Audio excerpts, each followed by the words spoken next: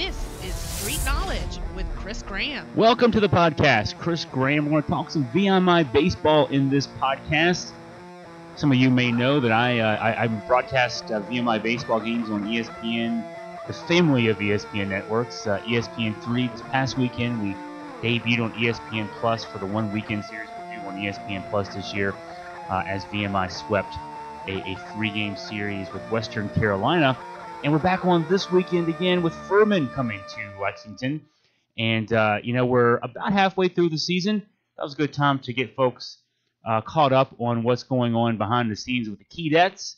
And it's a stretch drive now. Now that we're in the middle of April, middle of the SoCon season, VMI living up to expectations, I would say.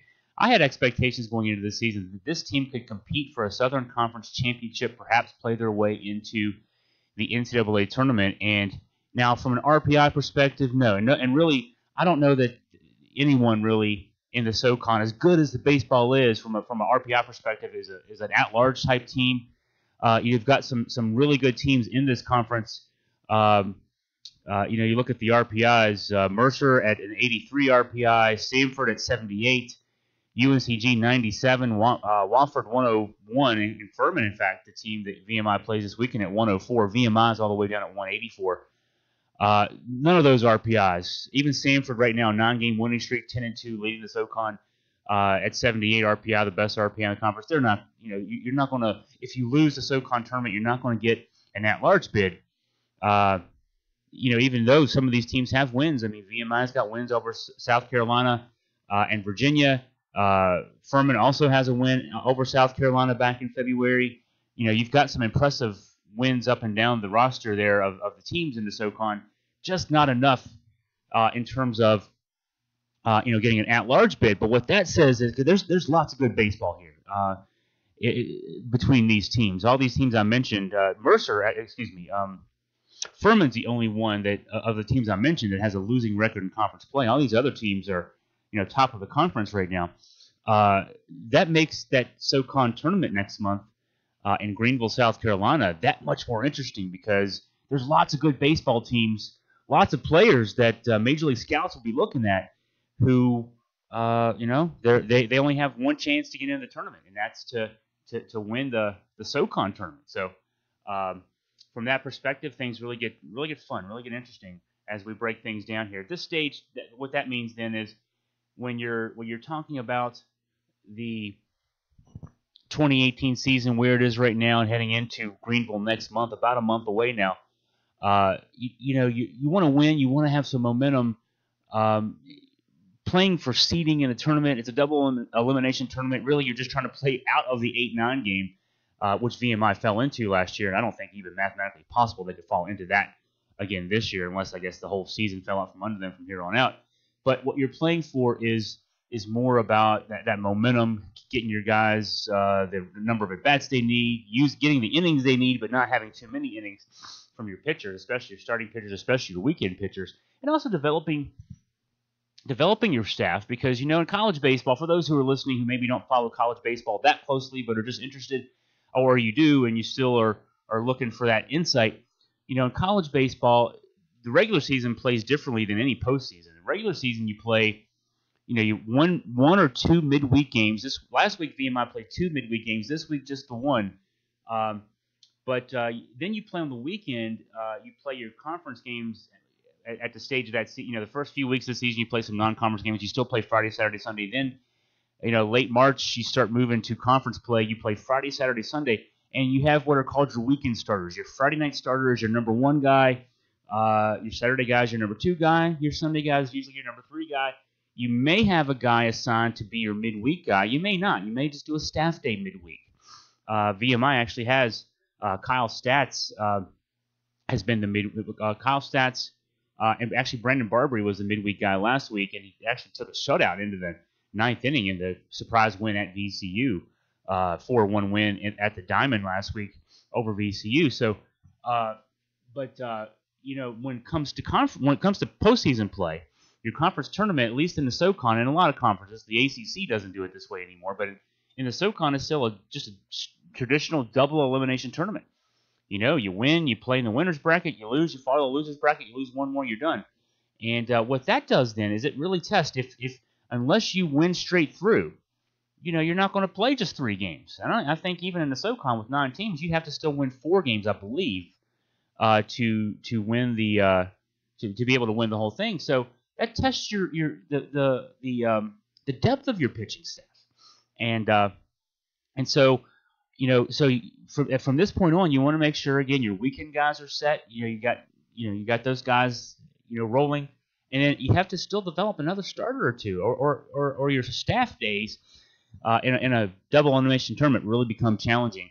In a conference then again where there's only one team that's going to play in the NCAA tournament, and you want to be that one team. And there's a lot of stacked teams here. I mentioned Sanford, the 9-game winning streak, 10-2 in SoCon play. VMI finishes up on the road at Sanford next month, at least to finish up the regular season. UNCG, VMI took 103 down in Greensboro back in March. UNCG 7-2 in conference play. Had the weekend off in conference play. Played a non-conference series this past weekend. 26-9 overall for UNCG. Wofford at 6-3 in SoCon play, 25-12 overall. Mercer 26-12 overall, 6-6 in SoCon play. VMI actually ahead of Mercer in the standings right now at 7-5 in SoCon play, 18-17 overall. And I mentioned Furman, the opponent this weekend, 3-6 in SoCon. Surprisingly, 3-6 in SoCon, 17-19 overall. And at 104 RPI, which stands out to me. I know RPI is a factor of lots of things. I was a little surprised looking at just the one marquee win over South Carolina. Lots of marquee losses, lots of losses to Clemson and NC State and ACC games, but just that one win that stands out, that one single win over South Carolina back in late February. So that's where things stand. VMI, is coming off that 3-game sweep and actually has won, what would that be, 4 of their last 5, in fact the last 4, because the win over VCU, then the 3-game sweep, so a 4-game winning streak for VMI heading into tomorrow night. I'm recording this podcast on Tuesday. Tomorrow night on the road back in Richmond, this time at the University of Richmond, makeup game from a game that was lost to inclement weather earlier this year. And VMI then returns back home for the weekend series with Furman. Just to signal, and I'll mention this again at the end of the podcast, but we'll have those games. Looks like the weather forecast has been back and forth. As far as Sunday goes. Sunday's forecast originally, when I first saw it a couple days ago, had up to a 50% chance of rain, which would mean we would play a doubleheader on Saturday. But now I'm seeing that the rain chance has kind of moved away. In college baseball, different than in Major League Baseball. Major League Baseball, they say you're playing it Sunday at 2 o'clock. If it's raining Sunday at 2 o'clock, you knew it 3 days ahead of time was going to do that, you get rained out. But in college baseball, they make every effort to play the games, and so last week we did this, for example. It didn't even end up raining until after what would have been our game time on Sunday, but there was a strong chance of rain, 80% chance of showers and thunderstorms on Sunday. So we played 2 on Saturday, got the games in, and that way, again, these guys, because there's no return trips, unlike in the majors. A lot of times in the majors, you get a chance to, either if it's a division rival, you can just play a doubleheader the next time you're back in town. There's off days built in. They'll fly the team back in for the one game. You don't do that in college. Your weekend in Lexington, if you're Western Carolina like the opponent last weekend, that's your weekend in Lexington. You're not going to come back up the road for a weekend series, for a weekend makeup game. So we got the 3 games in last week, and VMI got the wins. Start talking about breaking down how things are playing for VMI. We'll start with Josh Winder. And he's been a surprise in a not so good way. Winder, a projected top few rounds pick in the draft. He's a junior right-hander from the Richmond area, 6'5", about 210, 215, big kid, throws hard, fastball in the mid-90s consistently, and has all the tools. I mean, you look at some of his numbers, and I'll give you some of his numbers, and then I'll surprise you how much he's been struggling this year. In 52 and a third innings, 60 strikeouts, 13 walks. And these numbers are consistent. I think last year, if I'm doing this from memory, but last year he was around 112 strikeouts, 19 or 20 walks. He's consistently 4-1, 5-1, 6-1 in strikeout to walk ratio. But this year, a couple of problems have been number of home runs allowed, 11 home runs allowed in 52 and a third innings. He's given up 15 doubles. I mean, 28 extra base hits overall. He's hit 9 batters. Opponents hitting 309 against him. So his earned run average 5.68. He's just 2-4. This is a guy who was a preseason SoCon pitcher of the year. A lot of expectations on him, and there's no injury issues. He's still throwing hard. He's still locating. He's not walking guys. Just the 13 walks in 52 1/3. That's a walk every 4 innings, about 2.25 per 9 innings. So he's hitting his spots. He's just maybe the issue I've caught a lot of his games the last 3 years as an announcer. I think one issue may be that he's too consistently around the plate. Good problem to have, right? You can fix that. He's got to maybe tease more than he does. But he had a turnaround game, a nice bounce-back game in the opening win last week for VMI, the series opening win with Western Carolina. The final score was 11-7. You'd say that doesn't sound like much. Guy was a winning pitcher in an 11-7 win. And he gave up 3 runs in the first inning, gave up a 3-run homer, gave up a solo homer in the second. So he threw 2 innings, 2 home runs, and 4 runs allowed. Ends up going 8 innings, just those 4 runs allowed, 7 hits, 11 strikeouts, 1 walk. He threw 123 pitches. I was a little uncomfortable with 123 pitches, but even in the 8th inning, as his pitch count was up there, he was still hitting 95 on the gun. And scouts, there were a number of scouts. Our broadcast pictured it well, and I even mentioned it during the broadcast. The number of scouts behind home plate when Winder was out there pitching, holding their radar guns up. I don't think I've seen that in quite a while. I've experienced in Valley League Baseball. I was a play-by-play announcer for the Waynesboro Journals in the Valley League for several years. We had a lot of scouts at games there. I never saw the number of scouts I saw at any of those games that I saw at Winder's game on Friday night. And so nice bounce back. First SoCon win of the season for Winder, and that puts the rest of the league on notice because, the VMI is doing what it's doing, 7-5 in SoCon play, despite the fact that Winder did not have a win until last week, right? So if Winder can get things untracked and turn Friday night for VMI back into the almost automatic win that it should be when you have a pitcher as dominant as Winder on the mound, then you at that stage you're playing Saturday and Sunday. You split those, you win your series, and the more VMI wins games, the more you have to like them in the SoCon tournament, and you're only going to get him once if you're VMI in that SoCon tournament down at Floor Field in Greenville in May. But if he's going to give you a win, then that's one of the 3 or 4 you need to get to the NCAA tournament. And I tell you what, I wouldn't want the pitcher I saw Friday night, I wouldn't want to be a 1 seed somewhere because the way the NCAA tournament does this, by and large, teams, especially the 4 seeds, will play somewhere regionally.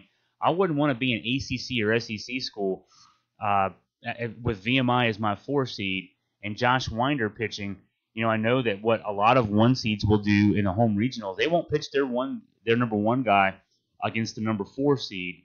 They'll save that 1 guy for the Saturday game to theoretically pitch against the winner of the 2-3.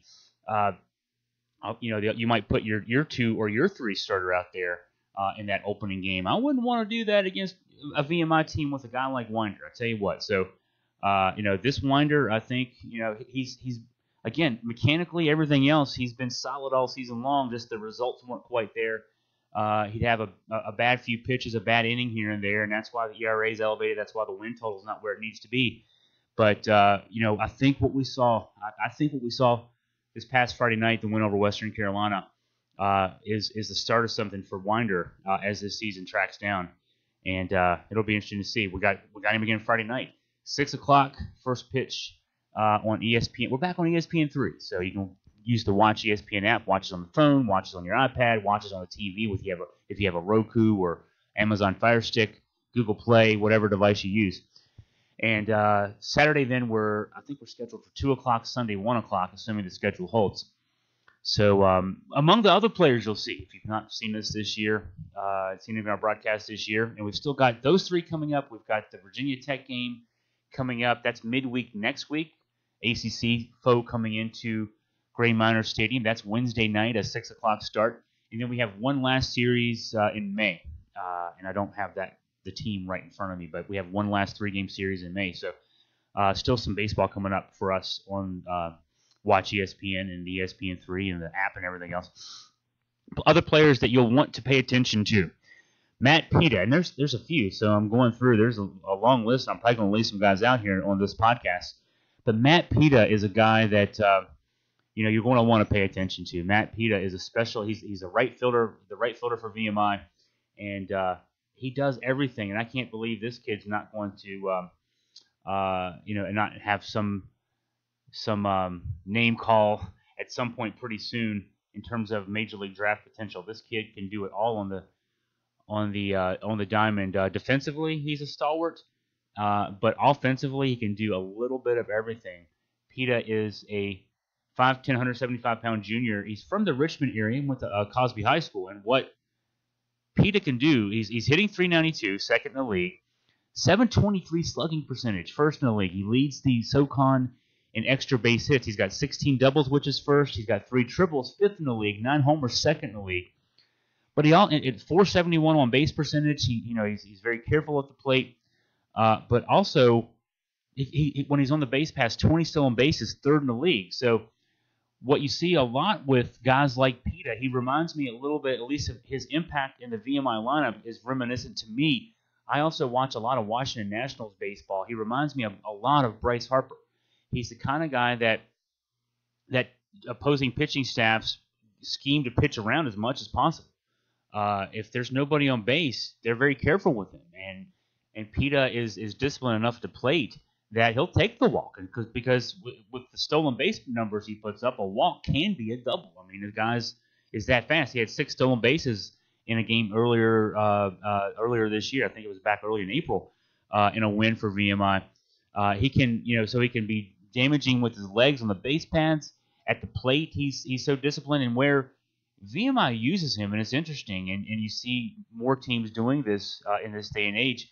Guys with power numbers like this hitting second didn't used to be the case. The old book on baseball was you put a speed guy in your leadoff spot, your number 2 guy is a hit and run guy, and then you go 3, 4, 5 with your big boppers. Pita's the biggest bopper in the league, but he hits second in this lineup behind Nathan Eaton. And I'll talk about Nathan Eaton in a second, but Eaton he's first in the SoCon in stolen bases this year, and a very patient hitter at the plate. Batting average that belies his impact on the lineup. Eaton, I'm flipping through my papers here, and I thought I had it written down here. Eaton hitting in the 260s, but on base, 263 batting average, but an on base percentage of 408 because of his patience at the plate. And so as the better Eaton does, then it makes it harder for teams to pitch around Pita. Those 2 guys at the top of the lineup that's a dangerous one too. And then now the middle of the order is starting to get refreshed and refurbished and everything else. And so that makes Pita even more dangerous. And I've just not seen a guy that can do the things he can do in a lineup as consistently as he does.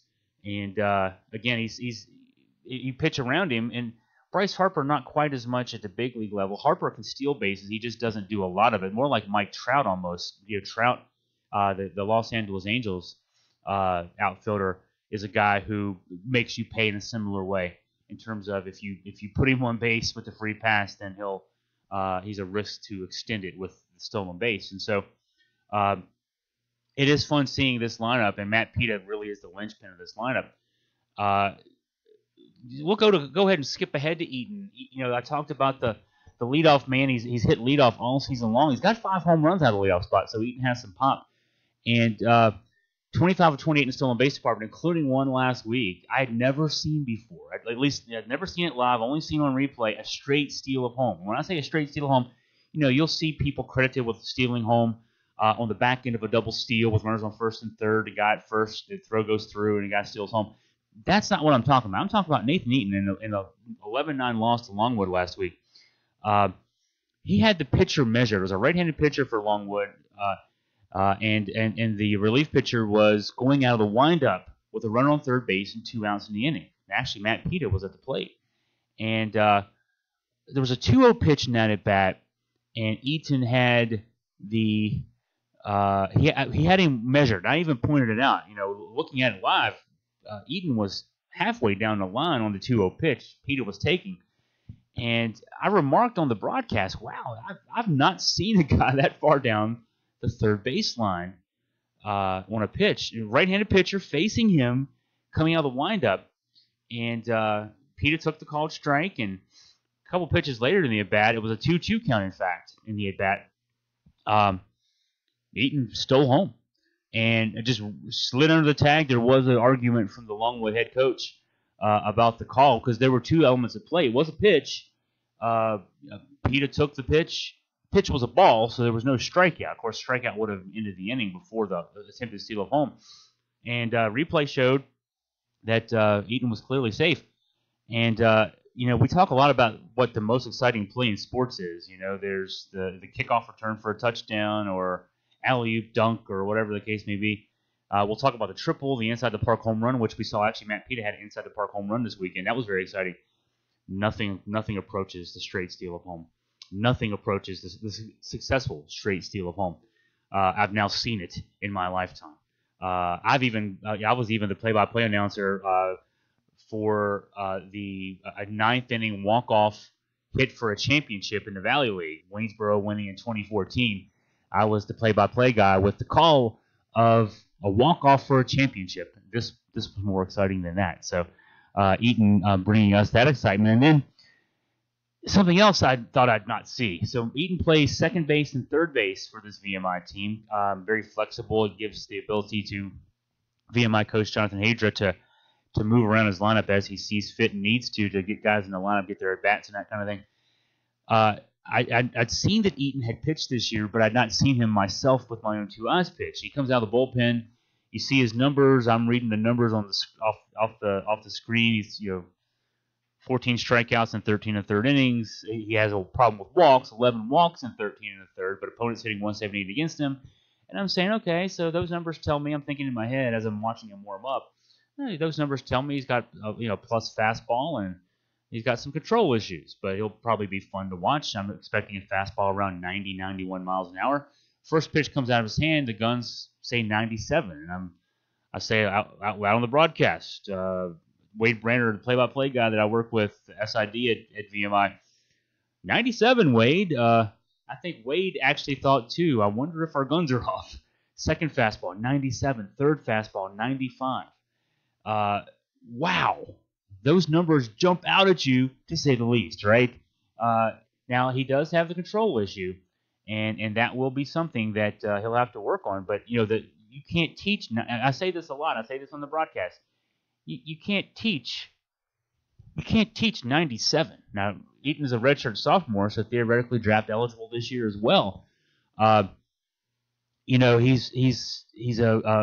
can play the two positions in the infield. I would imagine he can play anywhere he needs to. The kid's very, very, very flexible defensively. He puts good numbers up offensively.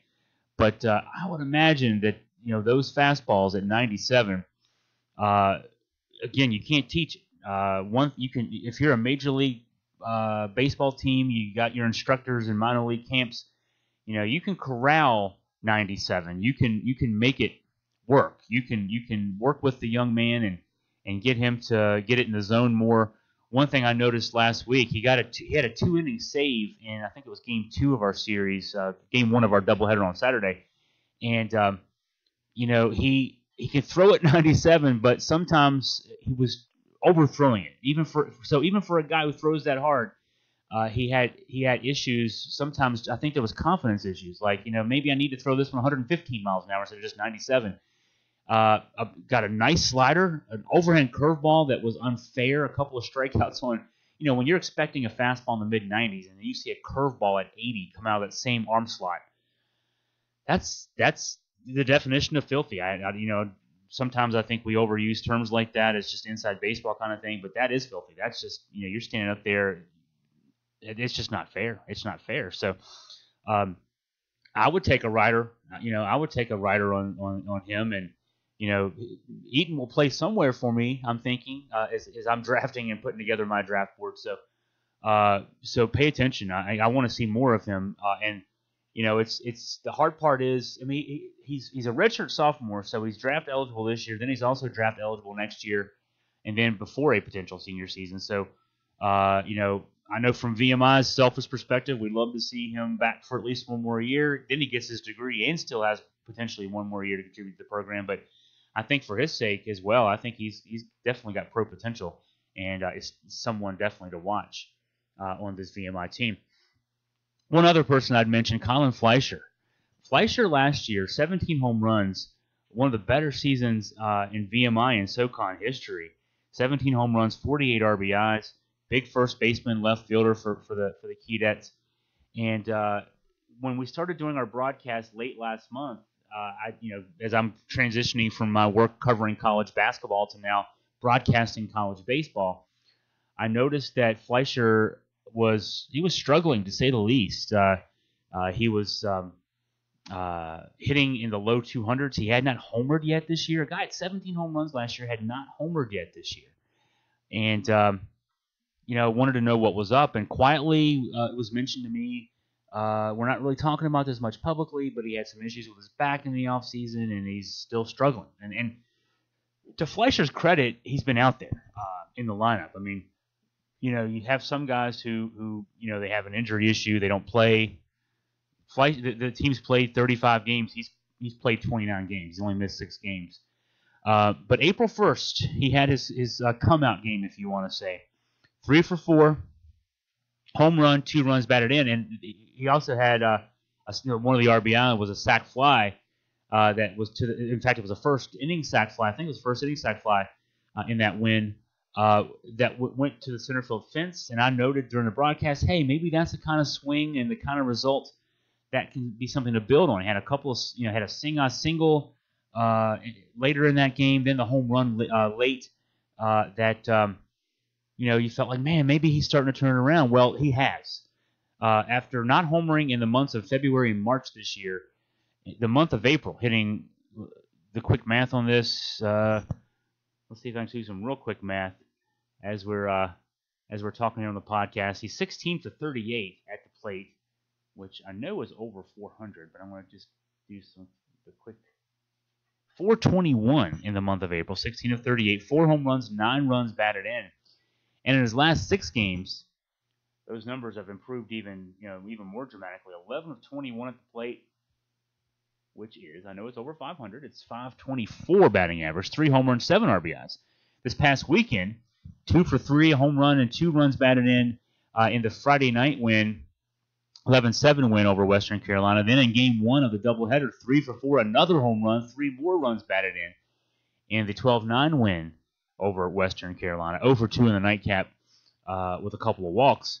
But that's the kind of thing that happens too. When he's moved up in the lineup now. He had been hitting 7th and 8th in the lineup. Now, Coach Jonathan Hadrian has been able to switch some things around, and the lineup now has Fleischer hitting 5th. So you got Eaton and Pita at the top. Both guys over 20 stolen bases. Pita with all those great numbers, hitting close to 400 in the season, second in the league in home runs. Then in the third slot, you've got Jacob J. Jay's been there the whole season long in that third slot. 29 runs batted in, which should be third on the team. I'm making sure. Yeah, second on the team. Tepita's 36. And Jay also is a guy. He's hitting 242, but he leads the SoCon in walks with 34. So an on-base percentage, even with that 242 batting average, an on-base percentage just shy of 400, hitting 398 on OBP. Then in the fourth slot, actually, Will Malbin's moved up. Malbin hit 349 in 18 games last year, got injured, missed the season, got a medical redshirt. He's back this year, hitting 297 for this VMI team, 5 home runs in the fourth slot, behind Jay, behind Pita. You got Fleischer now, whose average has gone up. When we started broadcasting games back in late March, Fleischer was hitting 202. Now with that torrid stretch in April, his average all the way up to 288. Then you still got Peyton Maddox, the catcher, hitting 294. He's actually hitting 7th a lot in this lineup. Matt Dunleavy's usually hitting 6th in this lineup. 322 batting average, second on the team, 4 homers. He's also got 8 stolen bases in 10 attempts, 25 walks. This VMI team, this is one thing you'll see about this team when you start watching us, assuming that you'll start hopefully soon. This is a team that takes a lot of pitches. They're a very patient team, and approach is very, very reminiscent of some major league teams. Among the league leaders in the team as a whole by far leads the SoCon in bases on balls, light years ahead of the rest of the league. But then the individual guys, I mentioned Jay leads the SoCon in walks. Eaton is second in the SoCon in walks. Dunleavy is somewhere in the top 5 or 6 himself. And so these guys take a lot of pitches. They work as a result. They work the opponent's pitching staffs into submission. A good friend of mine that I learned a lot of baseball from, former assistant coach with the Waynesboro Generals a few years ago, would always tell me, Robert Nordup would always tell me, when the strategy for an offense in a 3-game weekend series. Robert used to coach at New Mexico State. He was a hitting coach there, defensive coach there. He'd say, here's our approach to winning a 3-game series. Friday night, our stud. He's our stud for a reason. He's going to win Friday night. We're going to make the opposing pitcher throw 15 pitches every inning. If we have even if we don't score, even if we go down 1-2-3, if we make him work and get 15 pitches out of him an inning, he's going to be gone by the 6th, maybe the 7th inning. We're into their bullpen early. So our stud wins the game Friday night. We're into their bullpen. Saturday, we're going to do the same thing. We're going to have, we're going to take at least 15 pitches an inning. Adds up over the course of a game. By Sunday, their pitching staff is gassed. And we win on Sunday by attrition. So even if they win Saturday, we've won Friday because we got a stud. We win Sunday because we've worked their pitching staff to death. And that's how we win ball games. Well, now here's what happened this past weekend. And I got to pull these numbers up just to illustrate. I want to get these numbers exactly right. I had them on the broadcast, and I just want to make sure I got it. So the game 1 of the doubleheader, we played a double. In fact, we only played 7 innings in game 2. So I'll point that out before we get there. Western Carolina in game 1 threw 181 pitches in that game. So that's 20 pitches an inning. In fact, VMI didn't even bat in the bottom of the 9th, so more than 20 pitches per inning. Game 2, now again, remind you that was only a 7-inning game, and VMI only batted 6 times in that game. 128 pitches. Again, over 20 pitches an inning. That's something you see all the time from this VMI team. They very disciplined, very few one or 2 pitch outs in at bats. And as a result, you see the results for this VMI team offensively. 274 batting average, 4th in the league, but a 395 on-base percentage, 2nd in the league. I mentioned that the 208 walks is by far 1st in the league. 37 home runs, 2nd in the league. 69 stolen bases, 2nd in the league. So it's a VMI team that can put runs on the board. If the pitching starts coming around, if you start seeing Winder doing his thing, which I really think that the Friday night game was a turnaround game for Winder. I like Zach Kent. He's the Saturday starter, has been the Saturday starter. Got in a little trouble in game 1 of our doubleheader on Saturday. He had 4 scoreless 2-hit innings to open that game. Had a 6-0 lead. Couldn't get out of the 5th. Just the 3rd time through the lineup had some trouble. 4.89 ERA on the season though, 3-3 record. And nice power numbers too. 53 strikeouts in 49 innings, 18 walks. I think Kent can put it together. He's got to get that 3rd time through thing figured out, but I think he can put it together. Kyle Stats, 4-2 record as a Sunday starter, 5.23 ERAs, worked his way up. He was a situational lefty reliever his first 3 seasons at VMI. He's emerged now as your Sunday starter. And I mentioned Brandon Barbary. His ERA doesn't jump out at you, 6.35, 2-2 record, but he took that shutout in the 9th inning last week in the win over VCU. He's someone you can rely upon for this team. And so there are guys. Matt Eagle at the back of the bullpen. He's got 6 saves in the season, 4.88 ERA. Looked really confident closing out. It was game 3 of the series, game 2 of our doubleheader on Saturday. And again, nice power numbers, power and control numbers. 34 strikeouts, 5 walks in 27 2/3 innings. So they got some arms. They've got lots of bats. And I think this VMI team can do something special. So we'll have to see. Again, our broadcast this weekend. Now the VMI on the road Wednesday at Richmond. We won't have that game for you, but we will have the weekend series for you with Furman. Furman VMI. We have a first pitch on Saturday shortly after 6 p.m. And then Saturday at 2, Sunday at 1, weather permitting. And I'm sure that the way the weather forecast is now, we're going to go with it being a 3-game series in 3 days. So lots coming up as far as that goes, I'll be joining Wade Branner in the broadcast booth. Our great crew, Steve and Kareem, and all the great camera folks. I mean, I think they do a great job putting things together there. I've been so impressed. My third season doing it.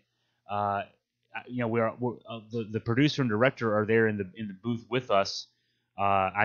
So between pitches, I can sometimes hear their calls back and forth, and it's just fascinating to hear how they put this together. I'm really impressed with how VMI does the job it does, working with ESPN to put these broadcasts on. Southern Conference baseball, it's not LSU, LSU, Florida, or whatever else it may. It's not Virginia, Florida State at the ACC level.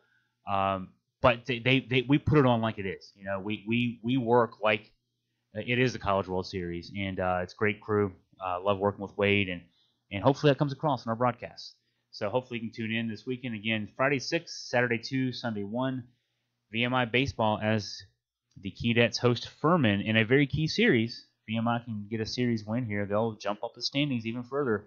We're looking forward to bringing that action to you. So want to sign off for now. And once again, thank you for listening to our podcast. And we'll talk some more VMI baseball and a lot more on podcasts this week and in the next few weeks. Thanks for joining us. Have a great day.